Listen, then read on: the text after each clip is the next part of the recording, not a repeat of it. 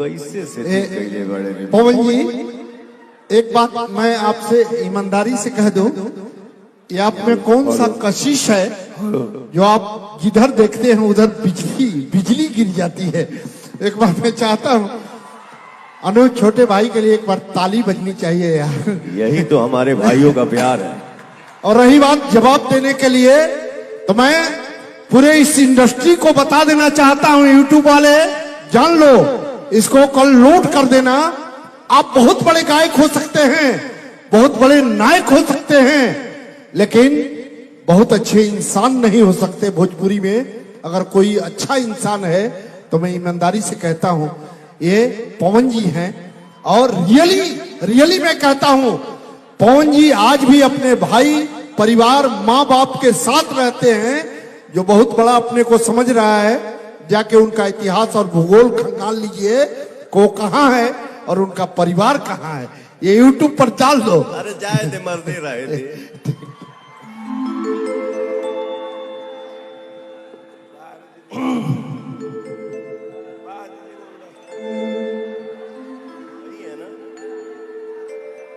Hello hello, किसी के लिए ना बोलेंगे, जाए जाए, भगवान भगवान करिए, समय आएगा सब दिख जाएगा, बोलने की जरूरत क्या है। इंसान खातिर इशारा काफी होला, कुछ समझ में आवता हो भैया जियो।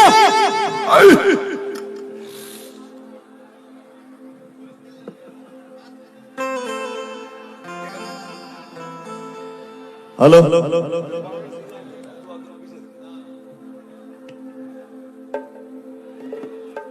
हर कली गुलाब नहीं होती,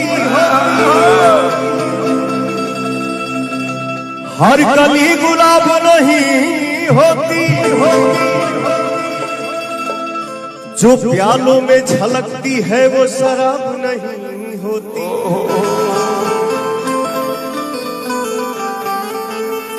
झूठी उम्मीद पर ताजमहल बनाने वाले, झूठी उम्मीद पर ताजमहल बनाने वाले, हर महबूबा मुमताज नहीं होती।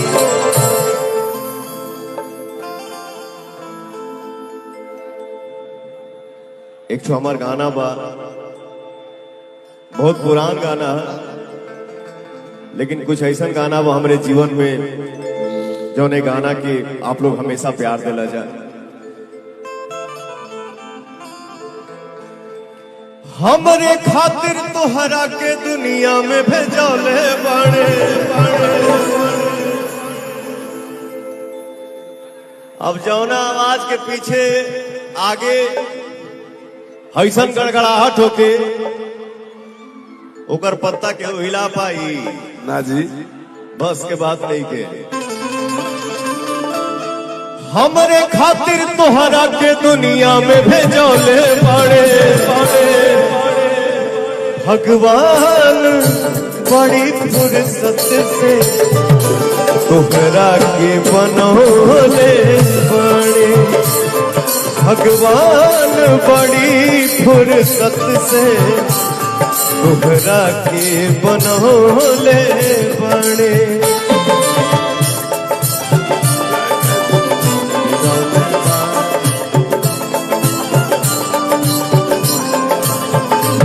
भगवान बड़ी फुर्सत से तोहरा के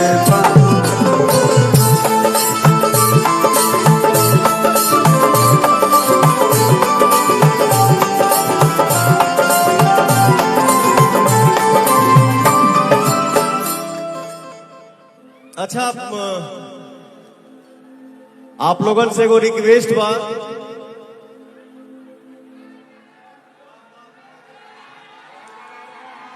कि हमरे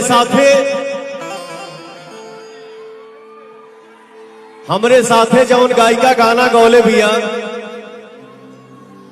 अनुपमा यादव, सुपरस्टार गायिका, आप सबके बीच में आ गई भैया। ततनियों के आवे के रास्ता दे दा जाओ भैया। गेट पर जे भी बा अनुपमा यादव जी को आने दीजिए प्लीज, थोड़ा गेट पे रास्ता बना दीजिए। Thank you. हरे उठावा तोहार जैसे भोर के किरनिया,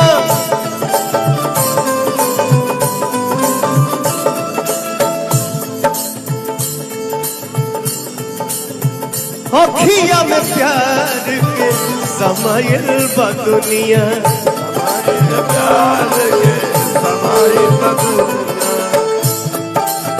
प्यार के समाई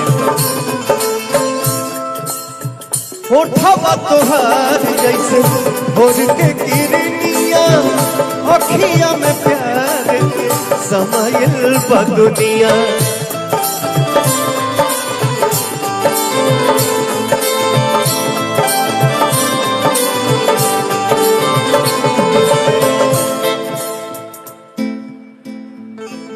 भारतीय जनता पार्टी के जैसे हम एगो कार्यकर्ता बानी, आप सब बानी, वैसे ही हमार पंकज भैया बाड़े। तो तनी पंकज भैया खाती ताली बाजत रहे हो भैया, जिया क्या बात है, थैंक यू। बिंदिया बुझाला ऐसे जैसे चांद सजले बाड़े, बिंदिया बुझाला ऐसे जैसे चांद सजले बाड़े, कि भगवान बड़ी फुर्सत से तोहरा के बनौले बाड़े, भगवान बड़ी फुर्सत से तोहरा के बनौले बाड़े।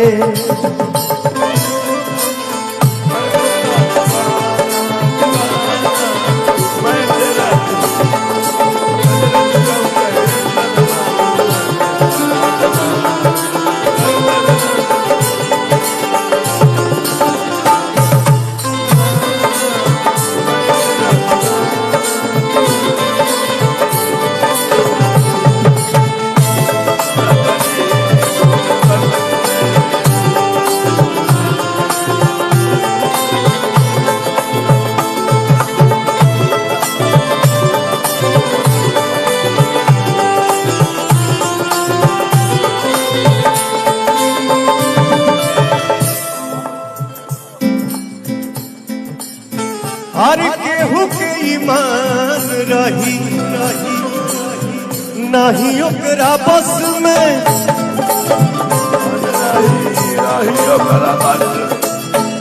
तोरा हो सिंगार सजल सोरहे बरस में,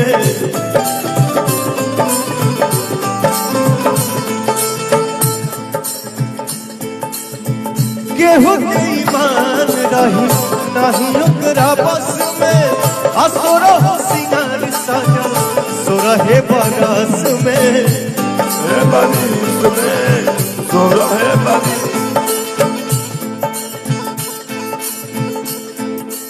हुस्न के जादू अदा के मंत्र तोह पे चलौले बाड़े, हुस्न के जादू अदा के मंत्र तोह पे चलौले बाड़े, भगवान बड़ी फुर्सत से तोहरा के बनौले बाड़े, भगवान बड़ी फुर्सत से तोहरा के बनौले बाड़े, भगवान बड़ी फुर्सत से आप सबके बनौले बाड़े।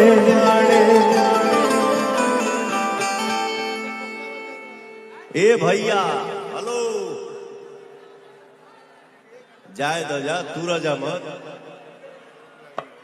अरे चोट लग जाए बाबू।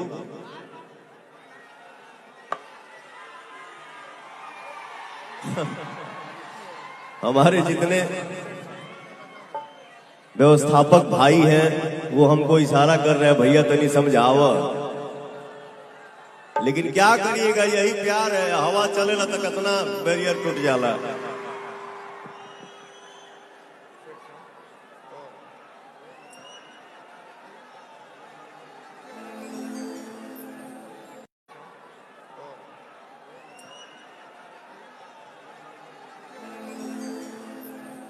कैसे से पहले बड़े पवन जी, एक बात मैं आपसे ईमानदारी से कह दूं, ये आप में कौन सा कशिश है जो आप जिधर देखते हैं उधर बिजली गिर जाती है।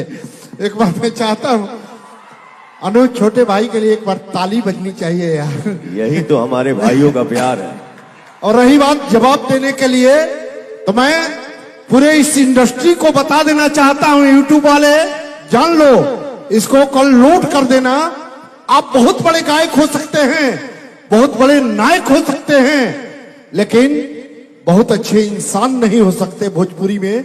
अगर कोई अच्छा इंसान है तो मैं ईमानदारी से कहता हूं ये पवन जी हैं। और रियली मैं कहता हूं पवन जी आज भी अपने भाई, परिवार, माँ बाप के साथ रहते हैं, जो बहुत बड़ा अपने को समझ रहा है। जाके उनका इतिहास और भूगोल खंगाल लीजिए को कहाँ है और उनका परिवार कहाँ है, ये यूट्यूब पर डाल दो। अरे जाए दे, मर दे रहे थे।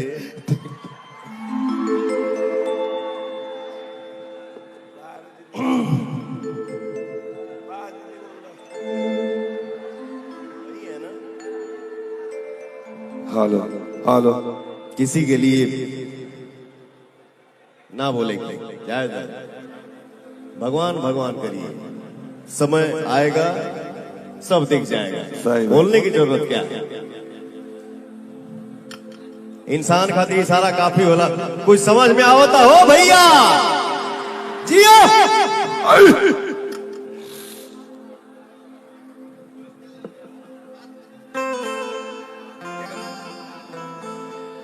हेलो,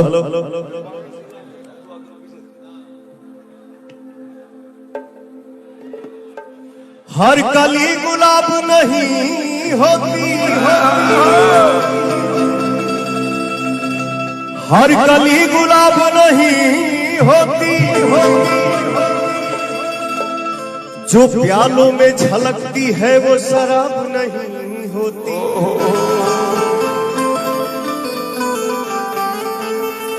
झूठी उम्मीद पर ताजमहल बनाने वाले, झूठी उम्मीद पर ताजमहल बनाने वाले, हर महबूबा मुमताज नहीं होती।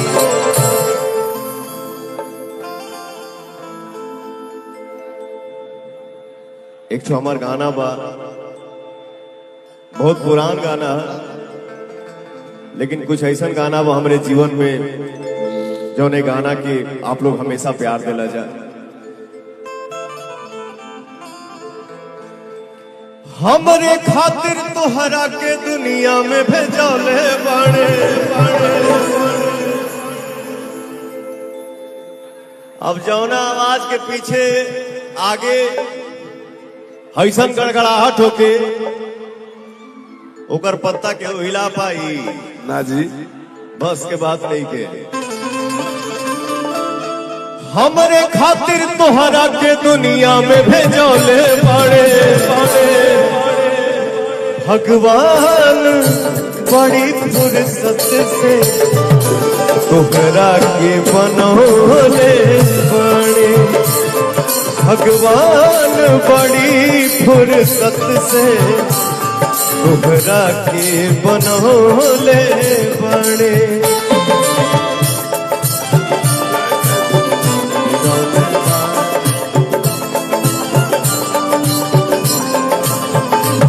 भगवान बड़ी फुर्सत से तोहरा के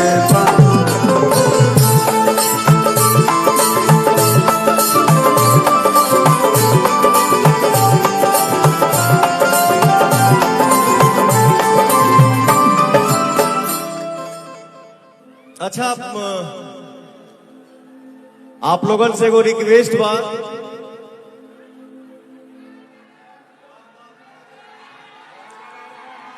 कि हमरे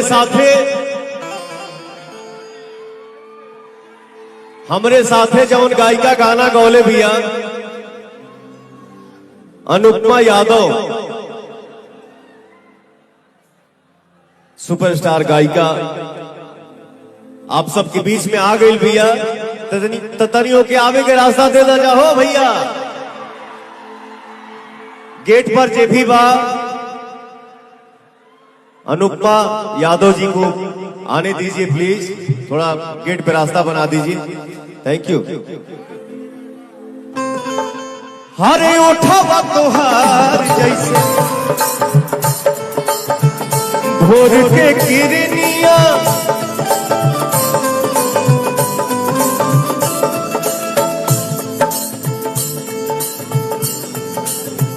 अखिया में प्यार के समायल बा दुनिया, प्यार के समाई बदुनिया, आज के समाई उठावा तोहार जैसे भोर के किरनिया, अखिया में प्यार के समायल बा दुनिया।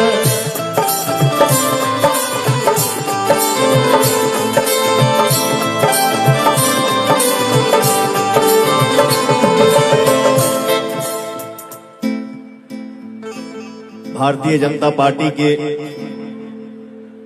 जैसे हम एगो कार्यकर्ता बानी, आप सब बानी, वैसे ही हमार पंकज भैया बाणे। तो तनी पंकज भैया खाती ताली बाजत रहे हो भैया, जिया, क्या बात है, थैंक यू। बिंदिया बुझाला ऐसे जैसे चांद सजले बाणे, बिंदिया बुझाला ऐसे जैसे चांद सजले बाणे, कि भगवान बड़ी फुर्सत से तोहरा के बनौले बाणे, भगवान बड़ी फुर्सत से तोहरा के बनौले बाणे।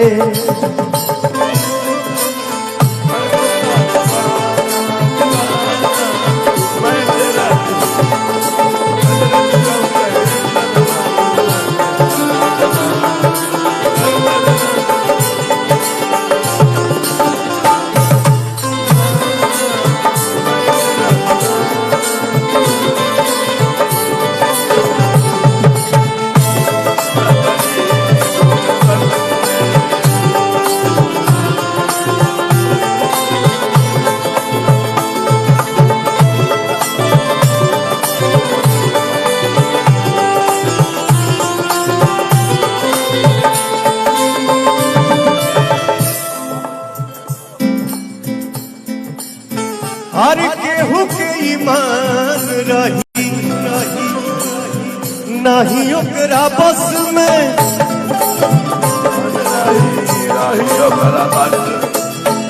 तोरा हो सिंगार सजल सोरहे बरस में,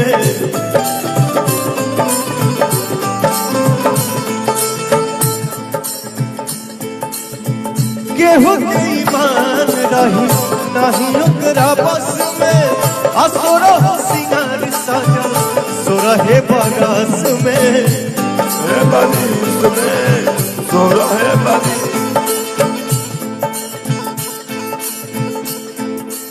हुस्न के जादू अदा के मंत्र तोह पे चलौले बाड़े, हुस्न के जादू अदा के मंत्र तोह पे चलौले बाड़े, भगवान बड़ी फुर्सत से तोहरा के बनौले बाड़े, भगवान बड़ी फुर्सत से तोहरा के बनौले बाड़े, भगवान बड़ी फुर्सत से आप सबके बनौले बाड़े।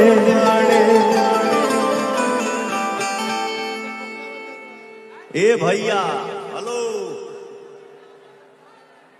जाए दो जा तू राजा मत अरे चोट लग जाए बाबू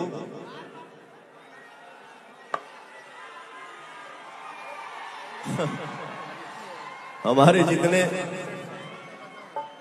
व्यवस्थापक भाई हैं वो हमको इशारा कर रहे हैं भैया तनी समझाव लेकिन क्या करिएगा यही प्यार है हवा चलेला तो कितना बैरियर टूट जाला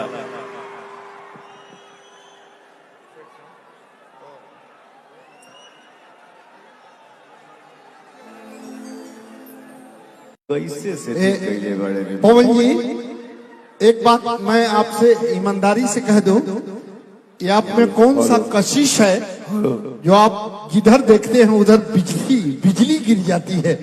एक बार मैं चाहता हूं अनुज छोटे भाई के लिए एक बार ताली बजनी चाहिए यार। यही तो हमारे भाइयों का प्यार है। और रही बात जवाब देने के लिए तो मैं पूरे इस इंडस्ट्री को बता देना चाहता हूं यूट्यूब वाले जान लो इसको कल नोट कर देना। आप बहुत बड़े गायक हो सकते हैं बहुत बड़े नायक हो सकते हैं लेकिन बहुत अच्छे इंसान नहीं हो सकते भोजपुरी में। अगर कोई अच्छा इंसान है तो मैं ईमानदारी से कहता हूं ये पवन जी हैं। और रियली मैं कहता हूं पवन जी आज भी अपने भाई परिवार माँ बाप के साथ रहते हैं जो बहुत बड़ा अपने को समझ रहा है। जाके उनका इतिहास और भूगोल खंगाल लीजिए को कहाँ है और उनका परिवार कहाँ है ये यूट्यूब पर डाल दो। अरे जाए दे मर दे रहे थे।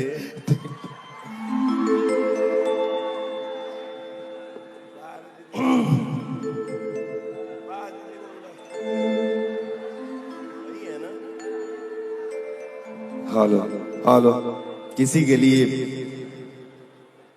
ना बोलेंगे जाए जाए भगवान भगवान करिए समय आएगा सब दिख जाएगा। सही बात। बोलने की जरूरत क्या है इंसान खातिर इशारा काफी होला कुछ समझ में आवता हो भैया जियो।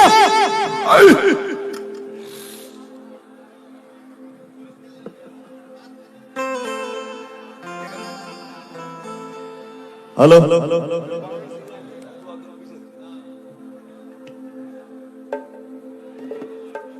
हर कली गुलाब नहीं होती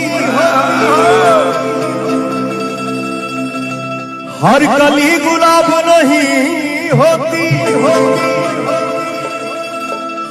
जो प्यालों में झलकती है वो शराब नहीं होती।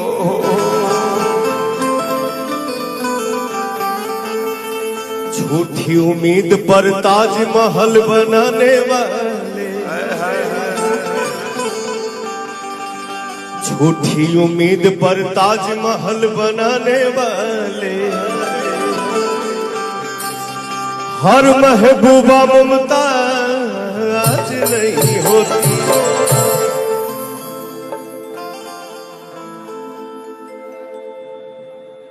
एक तो हमार गाना बा बहुत पुरान गाना है लेकिन कुछ ऐसा गाना वो हमारे जीवन में जो ने गाना कि आप लोग हमेशा प्यार दिला जाए। हमरे खातिर तोहरा के दुनिया में भेजौले बड़े अब जौना आवाज के पीछे आगे हैसन गड़गड़ाहट होके ओकर पत्ता के हिला पाई ना जी बस के बात नहीं के हमरे खातिर तोहरा के दुनिया में भेजौले बड़े भगवान बड़ी फुर्सत से तोहरा के बनौले बड़े भगवान बड़ी फुर्सत से तोहरा के बनौले बड़े।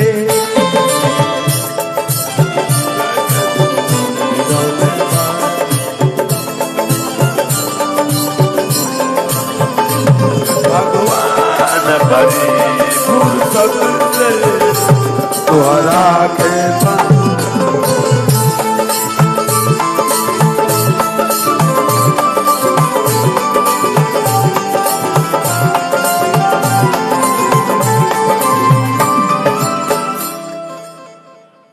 अच्छा आप लोगन से एगो रिक्वेस्ट बा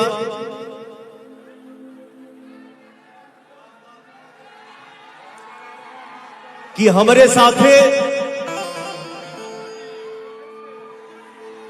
साथे जौन गायिका गाना गौले भैया अनुपमा यादव सुपरस्टार गायिका आप सबके बीच में आ गई भैया। ततनियों के आवे के रास्ता दे दा जाओ भैया। गेट पर जे भी बा अनुपमा यादव जी को आने दीजिए प्लीज, थोड़ा गेट पे रास्ता बना दीजिए। Thank you. हरे उठावा तोहार जैसे भोर के किरनिया,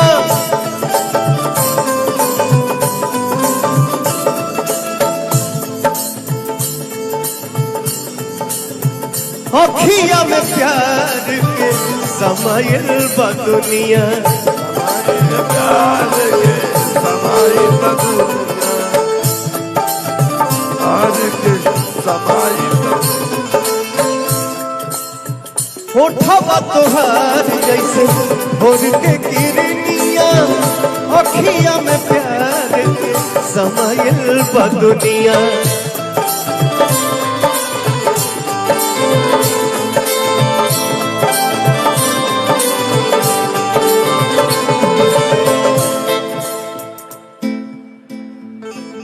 भारतीय जनता पार्टी के जैसे हम एगो कार्यकर्ता बानी, आप सब बानी, वैसे ही हमार पंकज भैया बाणे। तो तनी पंकज भैया खातिर ताली बाजत रहे हो भैया, जिया क्या बात है, थैंक यू। बिंदिया बुझाला ऐसे जैसे चांद सजले बाणे, बिंदिया बुझाला ऐसे जैसे चांद सजले बाणे, कि भगवान बड़ी फुर्सत से तोहरा के बनौले बाणे, भगवान बड़ी फुर्सत से तोहरा के बनौले बाणे।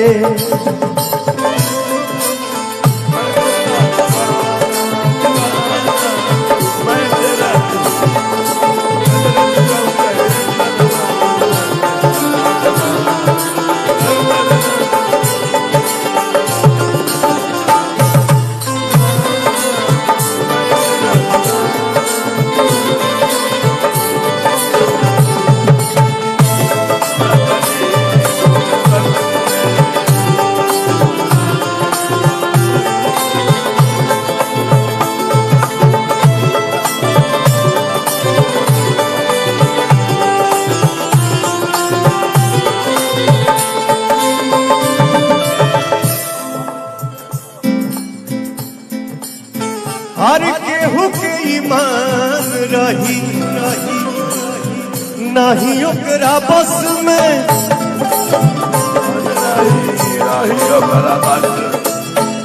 सोरह हो सिंगार सजल सोरहे बरस में,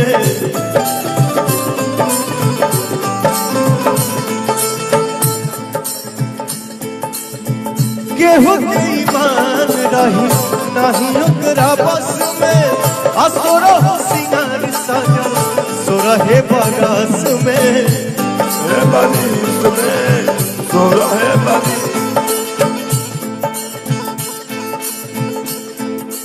हुस्न के जादू अदा के मंत्र तोह पे चलौले बाड़े, हुस्न के जादू अदा के मंत्र तोह पे चलौले बाड़े, भगवान बड़ी फुर्सत से तोहरा के बनौले बाड़े, भगवान बड़ी फुर्सत से तोहरा के बनौले बाड़े,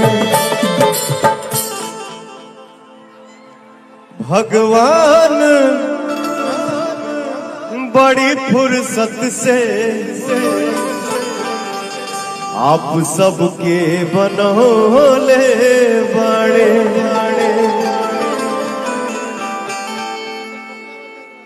ए भैया हेलो जाए तो जा तूरा जा मत अरे चोट लग जाई बाबू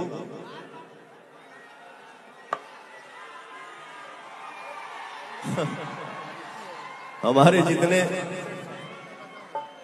व्यवस्थापक भाई हैं वो हमको इशारा कर रहे हैं भैया तनी समझाव लेकिन क्या करिएगा यही प्यार है हवा चले ना तो कितना बैरियर टूट जाला